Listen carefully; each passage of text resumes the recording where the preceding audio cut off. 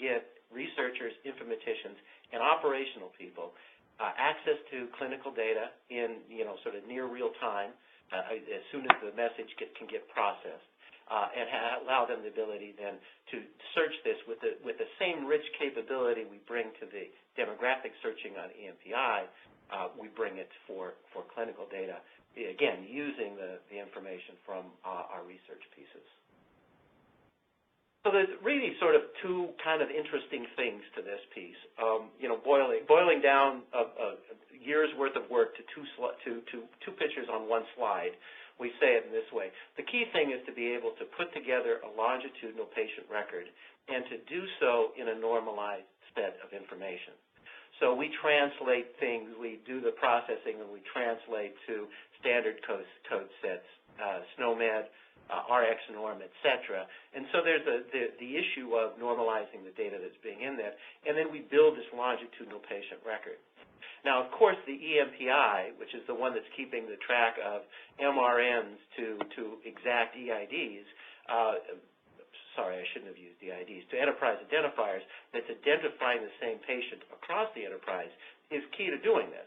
And that's one of the things, no matter what you're doing in terms of analytics based upon clinical data, an EMPI is a critical component of that, so that you have the same records you have the complete set of information for the patient.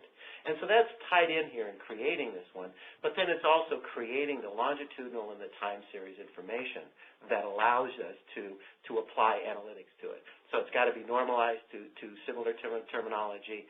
It's got to be created in a in a time series manner, and you've got to be able to then search and analyze on that. The second key piece of this is really the notion of similarity.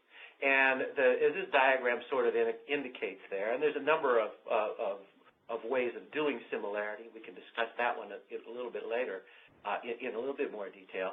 But essentially, you're taking the clinical information as a set of vectors or set of features that we have within that, and then finding ways to measure closeness across the patients that would say, these sets of features that I have for this patient are sort of similar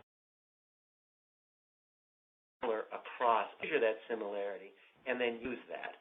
So the notion here is that searching across clinical information is much more complicated than demographic information, and this multidimensional similarity is the key that allows us to bring together patients that have sort of similar treatments, are taking similar drugs, have similar diagnoses, as similar age, weight, et cetera, biographic information as well, that we've built together, and then allow you then to search. So you can find, probably the clearest way of thinking about this is, if I've got a patient in my hand, find me more like this, if you like the Google analogy of finding patients. And so those are the two key technologies, and it's all built around creating, managing, updating the longitudinal patient record with information that we're pulling from clinical HL7 messages,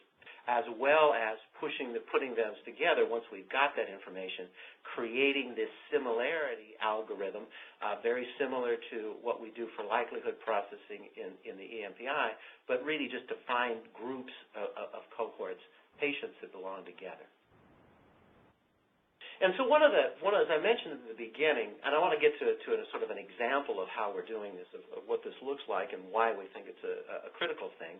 And one of the applications that we're beginning with really is sort of the clinical studies. And so what we've done in building this UI is done something where we sort of model the type of information that you would see for a clinical study, and then allow you to then go search and play with it. The other key to this one, too, I think that one of the important issues is to make it fit within the enterprise. And when we talk about automatic data building, what I mean is that this sits within the infrastructure that you have in place now, where you have clinical information that's flowing between lab systems and order systems and EHRs and other systems together, that bringing that information that's already available within the environment, within the enterprise, and building it from that, so that it's not that it's not intrusive as you think of most clinical analytic systems. And then last is now creating a search engine to do with it. So now this is a much more complicated search structure than you think about when you talk about the EMPI, where you're really searching along, a handful, maybe 20 attributes. Here, the space is much, much bigger.